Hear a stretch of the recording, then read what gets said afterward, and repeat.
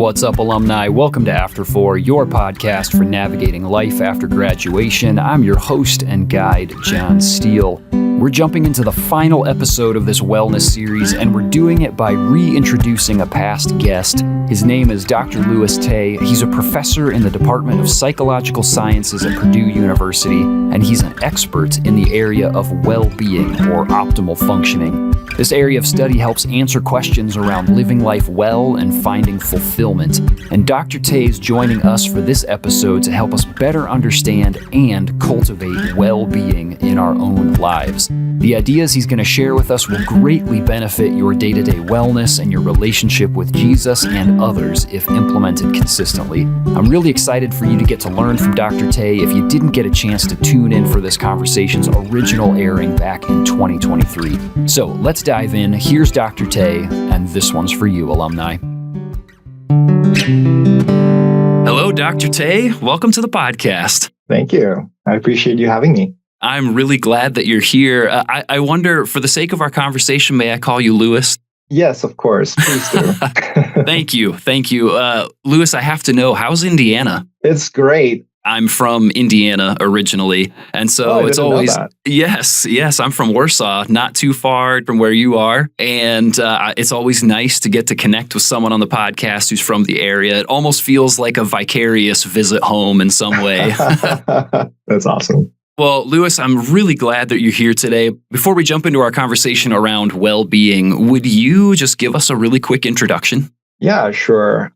So I grew up in Singapore, pursued a PhD in organizational psychology, ended up working a lot on the topic of well-being, and somehow ended up here in the middle of Indiana amidst the cornfields. Yes. God works in mysterious ways. So I've been a professor here at Purdue for 10 years now. I love my job. I get to teach about well-being and also research well-being too. So cool. I'm really looking forward to getting to dig into this wealth of knowledge, this many years of your own education and your own research and teaching others around the idea of well-being. So, Louis, I think when we hear the term well-being, it feels like something that you think you know, or at least that I think I know what that is, but then I might have trouble actually putting it into words. And I do remember from my days of psych research that it is always crucial to have an operational definition when you're trying to measure or explain something.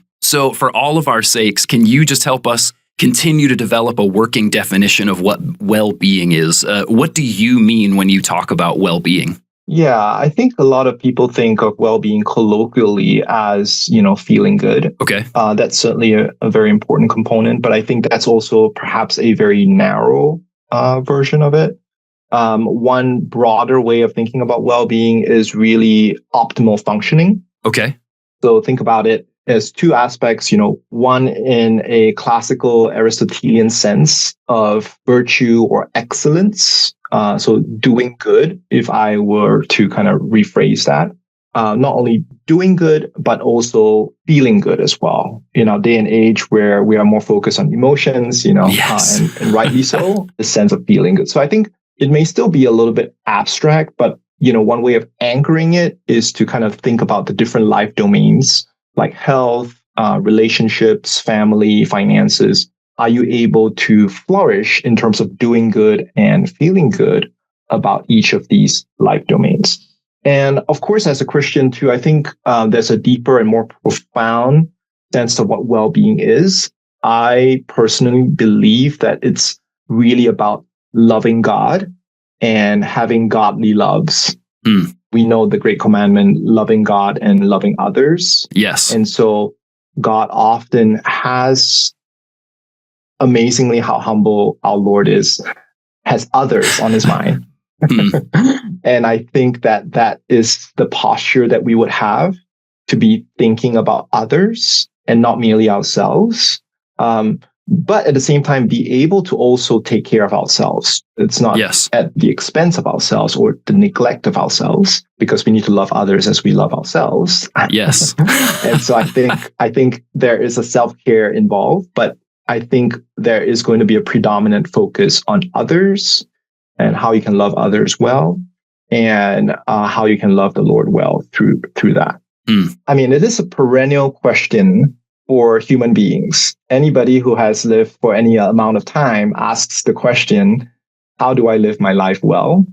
And what does it mean to have a fulfilling life, right? So that's one of the core questions that we have. And of course, as Christians, the Bible answers it in a specific way, but many people are pursuing many different ways of achieving that, whether they acknowledge it explicitly or it's just implicit in what they do. That's a really helpful kind of starting place for us as we then move into what I'm hoping will be even more practical tools and understanding for our alumni listeners. And so for the rest of our time, I'd really like to start digging into well-being from a few different perspectives. But I'm wondering, based on the research that you're familiar with and that you're doing yourself, what are some of the biggest factors that you're seeing at play that today are actually hindering people's well-being? So I think that just from a prevalence standpoint, and also kind of what I observe in the Christian church, I think one of the issues from the negative side is really kind of dealing with the issues of perhaps addictions. Sometimes we think, addictions, it's, pornography, alcohol, and gambling, but it can even be more subtle, like social media. Yes. Even more positive, like work. I think they promise quick happiness, but the funny thing is that they rob us of ultimate satisfaction because you spend so much of your energies, efforts, and time to quote unquote get the dopamine fix. But then that quickly fades. And so you kind of get back on a treadmill and you keep doing the same thing, but you're in the same place. So I think that's perhaps one of the things that I personally have observed. And I think from the research standpoint, there's been a lot of work looking at developing deep and meaningful relationships. Okay. I think one of the challenges now in society is that we often coast superficial relationships. And we're not able to actually build and maintain these deeper relationships. In fact, it's been said that loneliness is now one of the biggest epidemics. Wow. And in the UK, they actually have a minister for loneliness to address this issue. Really? Yes. Wow. And a lot of that is occurring in young individuals. And so perhaps many of your listeners will relate to that. And so I think that's another challenging area, because even if you think about, psychological needs, relationships is really core. But I think one of the challenges that we have is that we're living in a culture that values convenience and values the ability to do whatever you want, whenever you want. And relationships often hinder that. Yes. Right? If you have a good friend, you guys are deciding, hey, what do we want to do? It's not always your way. No. You kind of need to figure out how do we kind of get along in order to do something that we both enjoy. And sometimes that might not actually happen. And so then you have to kind of give in or give way. I think that is fascinating. You talk about that even relationship can be a quote unquote hindrance to our quick fix culture that we live in. I experienced this just the other day. For the last few months, my 5-year-old has wanted to go grocery shopping with me every Saturday. Every Saturday, she wants to come with me. And we have a whole mix of experiences when we do this together. It takes a lot longer. You are pausing to look and touch and investigate and explain all these different things and quiet down conversations that are wanting to be started about the people around you. All of these different things that make for a very different experience. Well, this Saturday, she wanted to stay home when I went grocery shopping. And so I had this mix of emotions of like, this is going to be so simple, but who's going to help me scan my food items? And so I had this really interesting juxtaposition of recent experiences of I was able to go fast and be more efficient in my grocery shopping, but it was far less entertaining, far less interpersonal. But just as you're talking about these things, I'm like, I have had a very recent experience with that. And I can identify some of the tension that you experience in both of those opportunities. God just loves throwing in additional degrees of freedom in your life. You have to give up comfort, convenience, and control when you are in these types of relationships, because again, it's not about you. It's about building those relationships. It's about growing together. Yes. And it is challenging. At the same time, it is so fulfilling and so deeply nourishing. We are made for these types of relationships. And research shows that it only takes a few close, deep, meaningful relationships to fulfill that. You don't need thousands of followers. It takes a prolonged period of time to get to know somebody well. And I think one practical question to ask ourselves is, if I were to be in an accident, are there two people you can call who you know will drop everything and be with you? Do you have that support? And are you willing to do that for somebody else as well? So I think that's a question for us. Yes. Are there places of overlap that you can see of like, wow, this is the stuff that well-being research says is good for us, and this is actually confirmed and has been long-standing in ancient faith practices, in spiritual disciplines? Yeah, carrying along the line of relationships, there has been, over the last 5-10 years, a lot of more work on pro-social giving. This idea of spending money on yourselves, on ourselves, versus spending it on others. And this ties into kind of, traditions of being generous, tithing, and all of that, right? Yes. And the research shows that when you spend money on others, you're actually happier than if you were to spend it on yourself. Wow. And researchers are kind of digging into kind of why that's the case. I think one is, when you spend on others, often you are, for instance, buying coffee for somebody, you are able to build and deepen a connection. And I think at base as well, you are perhaps using that as a forcing function to not only think about yourself and your needs, but kind of go beyond yourself. And I think in some ways that allows us to free ourselves from the tyranny of our own fears and our own desires to think about others. And, we talked about loving God and loving others, right? So I think that there's something about that frees us. And so it's amazing to see kind of that overlap there. So I think that's one. I think the other area of interest is in mindfulness meditation. It's really this idea of, non-judgmental attention to the present moment. Often the practice of it is, focus on breath and bodily sensations to really center oneself to be in the moment. I actually think that, in the hustle and bustle of life, we often as Christians need to practice some version of that mindfulness meditation because we need to even prepare our hearts to listen to the Lord.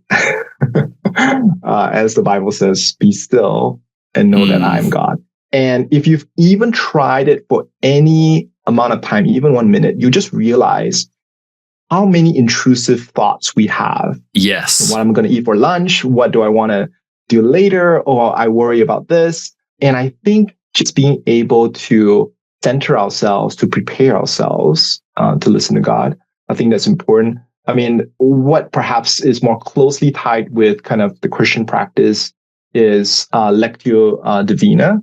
As you know, it's really about, monastic practice of meditating on scripture and interacting with the Lord through thinking about scripture over and over again.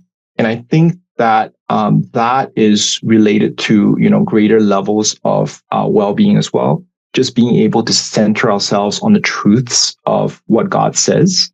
So mindfulness meditation, there's work showing that it does help with improving well-being. I think that as Christians, and if we do practice some of these meditative practices, it does help center us, and it helps us to also experience greater joy and greater levels of wellness. Maybe I'm just making this up in my own head, but I continue to see these threads from other parts of our conversation. And that's, as we talk about the inconvenience of relationship, that it slows us down, Yes. that feels like a part of our need for these meditative and reflective practices as we prepare for spending time with God. And that can be very frustrating because of all of these intrusive thoughts that we have. And in part, it's because we are welcoming another person into the situation with us. That as we sit down with God, we are forced to slow down and to move in step with Him, just like we are when we call up our friend and say, hey, what movie do you want to go see this weekend? and you're sitting there talking about like, oh gosh, there's really this one that I want to see. And I'm thinking about how much it's going to cost if we can go to a matinee versus a late showing. And all of these sort of intrusive moments that could detract from your planning, but that are also part of slowing down to walk in step with your friend and to make plans. And that feels like that's part of why we can get so easily frustrated as when we sit down and try to spend time with God. And that we can just say like, nothing happens. Like all I do is just sit there and I think about this and I think about that. And I don't feel like I'm making any progress with God. And it almost feels like a place to normalize that and say like, yeah, that is part of like developing a relationship with anyone, including God, especially God, because we are trying to slow ourselves down and quiet our minds and walk in step and build a relationship, which takes time. Yes, definitely. And I love that observation about, stilling ourselves as we are kind of in that relationship. There's also another thing that I have students do as well in my Science of Wellbeing class, and another practice, which is active listening. And being in a relationship requires that listening, and not just listening, but listening well. And in order to listen well, it is often a posture of really tracking what somebody is saying, rather than, at the back of our minds, sometimes this occurs, right? We all have that, like, okay, when is this person going to be done? I can't wait to get to my next meeting, or I want to do X, Y, and Z. And we all encounter that. But the art of listening well is to be able to say, no, I'm not going to be listening to these intrusive thoughts that I'm having, but I'm going to be fully present to you, John, because we're having a conversation, or I'm going to be fully present to you, God, because you're present here and I want to listen to you. So yeah, there's something about that too that all ties into this kind of relationship and relationship building. Yes. It's just fascinating to me to slow down and to think through these relationships and the interplay. Are there other places of overlap that you see as you continue to live in this world of well-being, and as we think about what it looks like to be growing disciples of Jesus? Yeah. So, a few years back, we were also very curious about figuring out, what are kind of levels of income that are needed for people to be happy. Okay. And we are seeing that there is a level of income satiation, meaning that beyond a certain point, income doesn't do much for happiness. Again, many of us work or we find jobs because we want to have a certain standard of living, or we're pursuing, income for not necessarily even for its own purpose, but, for other reasons. But income can only buy happiness to a certain point. And of course, some people ask, what is that level of income? Right. And it ranges, from, $60,000 to $95,000, depending on what aspect of well-being you're talking about, whether it's life satisfaction or it's emotions, but certainly around that range, I think. So I think that if we are continually hankering for more and more money, I think that it is important as well to pause. Of course, the Bible does say, right? It's not money that is, the root of all evil, but the love of money that is the root of all evil. And there's a lot out there, especially for young people these days, where it's like, hey, earn more money. You'll be happier, right? Right. I think it's important to pause and to really kind of think about that, because the research also points to the fact that it doesn't actually, on average, make you happier. In fact, it could make you more miserable. Which then ties into what you were talking about earlier. This pro-social giving has a very positive impact on people's well-being. So that if you have this understanding of my financial development only has a certain benefit, a certain amount of benefit to me and my well-being and my outlook on life, but anything above and beyond that if that's also something that I consider as part of this pro-social giving, of investing in others, alumni investing in their chapter account, giving at church, buying coffee for a friend, that you could sort of bundle well-being in these different ways, your understanding of your finances could have a really significant impact on your thoughtfulness around giving and the impact that also has on your well-being. Definitely. Jesus came to give us life and to give us life abundantly. Obviously, that doesn't mean that we won't have any suffering or misery or challenges in this life. But I think being thoughtful, like what you said about how we spend our resources in kind of giving to others, does actually fill us with joy. And kind of that's what the research points to. The other aspect about how we spend our money too is that research is pointing to the fact that material purchases don't buy us as much happiness as compared to buying experiences. Interesting. Spending time with somebody or going on a vacation with a family, those types of experiential purchases, as it were, are things that we can go back to continually. We can savor it. Purchasing the latest iPhone, well, unfortunately, sorry, it's going to be outdated, right? So yes. The amount of happiness you can derive from that is much lower. So I would say as well, if you do have discretionary income, think about ways of spending it on others, but also ways that you can spend it so that you can create joint experiences that you all can relish together. Yes. You're investing in something that lasts, a memory that you can return to. It doesn't wear out like your iPhone will, but it's something that it gets cemented and stays with you. And you keep going back to that for the rest of your life. These memories that I have going on vacation with my family as a kid, they're like, oh gosh, I still cherish those today, but I have thrown away so many phones. But it also is an investment in relationship and has these additional benefits. Louis, the next question that I have is related to pursuing well-being in our personal lives. Do you have other thoughts related to that? Yeah, I would like to speak to that a little bit. I think, we talked a little bit about this idea of self-care early on in our conversation. I think that physical and spiritual health is really often at the core of having kind of ability to even pursue well-being and pursue happiness and serve others. So those as well have an important place in our lives. Okay. So being able to have the spiritual practice of really listening to the Lord each day, making time for others, as I mentioned, and then also exercise and sleep. Yes. Those are things that we often neglect, but there is so much research showing that if you don't sleep well, if you don't eat well, if you don't exercise, you are not going to be as happy as you would be. And we often don't think about that. Or perhaps we kind of downplay that because, that's not spiritual. I want to think about these other things that are more quote unquote spiritual. But I think it's so vital to care for ourselves in those ways and be very deliberate. And I think that you will actually experience much higher levels of well-being just by being able to take care of your spiritual and physical health.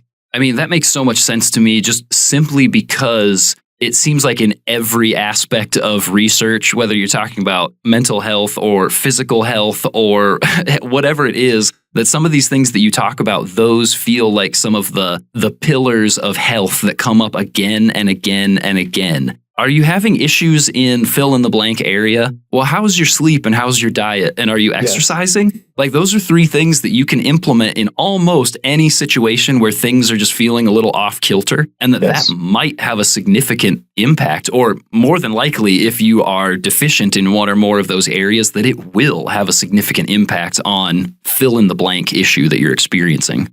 And as I think about our young alumni listeners who are moving into new spaces and new experiences, it feels like this is sort of a linchpin opportunity for them of what are the practices that you're going to establish in this new place from the beginning. You might have this new job, and so you know what your kind of 9 to 5 is going to look like 5 days a week. For other people, your schedules will look different, speaking generally. But then all of this other time, how are you going to start in this new place? What are the rhythms that you're going to establish? Getting enough sleep, eating well, and incorporating exercise. And that's not to forget the practices that we've already talked about of what does it look like to pursue relationship? What does it look like for continuing to pursue relationship, not only with people, but with God, and to establish these things as part of healthy rhythms that will promote a healthy sense of well-being. I couldn't agree more. Well, Lewis, we've covered a number of fascinating topics that you can start applying these things right away. But I also want to give space for one final question here, a question I ask all of our guests. And this can be specifically related to the content that we've been talking about today, or it can be related to your own life experience. But if you could connect with someone who's nearing or has just entered their new life after graduation context, what advice would you give them? Yeah, kind of beyond what I've shared, I think it's having the right expectations. Most of life, when you come out of, college and university, you're like, oh, I see life going this way, or, things have to move a certain way and at this pace. Most of life, I would say, is a repetition and yes, invisible increments. And so you might not see progress daily. You might not see immediate quote unquote impact. As the saying goes, the days are long, but the years are short. Yes. So be patient and wait on the Lord and trust Him to use this process. For some reason, God loves to use time to refine us. Think about, Moses in the desert. There's something about repeating daily the routines, whether it's, okay, I'm going to exercise again, because you can't just say I've exercised once this week, so I'm done for the month, right? It doesn't work that way. Right. You have to do it over and over and over and over again. Some people describe it as the grind. Yes. But really, I just think of it as repetition. Invite the Lord to that. I think sometimes people get antsy, or sometimes people want to kind of break out of that. But God uses that.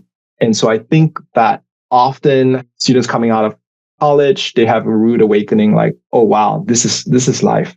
I'm doing this over and over and over again. Yes. But that's how the Lord works in our life. And that's going to be the majority of our lives. We'll have, ups and downs and so forth, but a lot of it is repetition. So be prepared for that. It's not going to be, just a constant carnival or roller coaster. It's a lot of it is going to be, doing the same thing over again. Yes. I love that piece of advice, because we live in a world and in a culture where we have quick access to people's success stories, where, you look up somebody on YouTube and they show you their 1 second picture or 1 second video, 1 second a day of my physical transformation. And so you've watched like 3 to 4 minutes and somebody's transformed their whole body. And it's like, that took way more than 3 or 4 minutes. That's just my experience with it. But we are inundated with what feels like quick transformation, quick success. And the reality is for most of us, I love that. It is repetition. It is dedication to doing things again and again and again and again, and seeing slow but steady progress with Jesus and in relationships with others and in the work that we're doing. And there will be plenty of backtracking that happens as well. Yes, absolutely. But it's the repetition that will serve us well through all of that. Those are wise words, Lewis. I appreciate them greatly. And those are good things for us to remember, especially as we step into a brand new context, that now's the time to establish healthy repetition. Thank you so much, Lewis. I know that you have plenty of things going on in life around you, and so I'm grateful for your investment here and investing in InterVarsity alumni. Thanks a lot for joining me today. Not at all. Thanks for inviting me, and it's been a pleasure to be on the show. I really appreciate the foundation Dr. Tay provides for well-being, loving God and having godly loves. What if that was our metric for the things that we engaged with? Does it help me love God or help express my love for Him? Is this a godly thing that I'm engaging with? It reminds me of Philippians 4:8, whatever is true, noble, right, pure, lovely, admirable. If anything is excellent or praiseworthy, think about such things. What if we used those biblical instructions as a roadmap for pursuing health and wellness in our lives? I think it might have a significant impact. On a related note, check out the show notes for links to a couple other conversations that I got to have back in 2023 with Jay Kim, the author of Analog Christian, Cultivating Contentment, Resilience, and Wisdom in the Digital Age. Jay has some extremely helpful insights for healthy practices and rhythms in a world where we're so inundated by overindulgence and unhealthy comparison. Just a couple extra resources as you think about wellness. Alumni, we're shifting focus for a few weeks before our next series starts up in mid-April. Next week, we're going to hang out with Philip Shegog, pro-acoustic duo Archive. Philip is going to share about his experience with the transition to life after graduation and how his time on campus with Arts InterVarsity through Juilliard Christian Fellowship has helped him lean into his calling in meaningful ways. Don't miss it. Until then, consider sharing this episode with someone who needs to hear it, and I will see you in the after, alumni. Thanks for listening to After 4. This podcast is brought to you by the InterVarsity Alumni Relations Team, hosted and produced by John Steele, production assistance by Mike Centera, edited by Caleb Leppert, and our After 4 theme music was written and performed by John Steele.